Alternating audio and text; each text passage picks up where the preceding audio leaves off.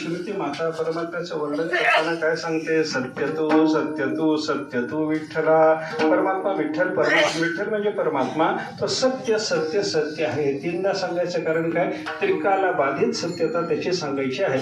भूतकाळातही हा परमात्मा होता म्हणून त्याची सत्यता, वर्तमान काळातही तो परमात्मा आहे म्हणून त्याची सत्यता, आणि भविष्य काळातही अनंत काळपर्यंत तो परमात्मा राहणार आहे असा अनादि अनंत असल्यामुळं देवाच्या ठिकाणी सत्यता आहे. आणि ही निरपेक्ष सत्यता असल्यामुळं तो सत्य आहे म्हणून त्याचा स्वतः नाश होत नाही. असत्य असलेल्या वस्तूचा स्वतः नाश होतो, सत्य असलेल्या परमात्म्याचा स्वतः नाश होण्याचं कारण नाही. दुसरं बघा, परतः नाश आहे का परमात्म्याला? परतः नाश होण्याकरता परका दुसरा कोणीतरी असावा लागतो. परमात्म्याला दुसरा कोणी नाहीच आहे. विठ्ठल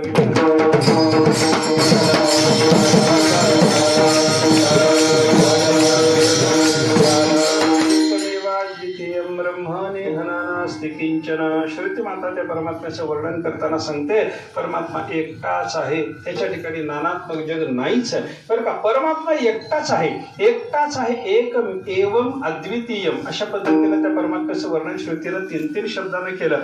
म्हणजे त्याला स्वगत भेद नाही, त्याला सजातीय भेद नाही, त्याला विजातीय भेद नाही, त्याच्यापेक्षा वेगळा कोणीच नाही. आणि वेगळा जर कोणीच नसेल तर परापासून प्राप्त होणारा नाश त्या देवाला प्राप्त होणार नाही, हे दुसरं चिंतन.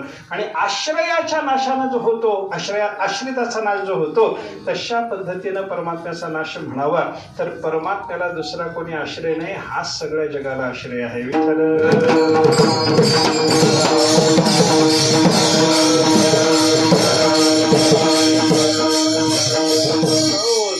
जगाला आश्रय कोणी असेल तर परमात्मा. त्याच्याच अधिष्ठानावर या सगळ्या जगताची प्रतीती झालेली असल्यामुळं त्याला दुसरा कोणी आधार आहे असं आपल्याला म्हणता येत नाही.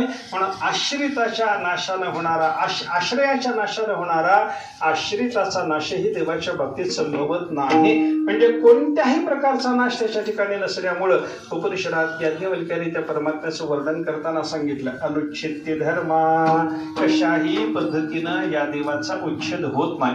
असा हा अविनाशी आहे, कधीच त्याचा नाश होत नाही. असा अविनाशी असलेला परमात्मा एकीकडे आहे आणि नाशिवंत असलेले सगळे ब्रह्मदेवाच्या पदापर्यंतचे भोग एकीकडे आहे. मग या ब्रह्मदेवादिकाच्या पदापर्यंतच्या भोगाला धरून जर भाग्याची कल्पना बोलली गेली तर ते नाशिवंत भाग्याची कल्पना आहे.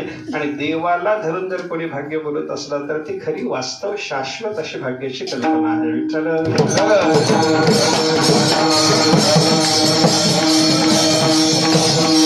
भाग्याचा विचार जर आपल्याला करायचा झाला तर भाग्याला फार मोठं महत्व आहे. संसारातही भाग्याला महत्व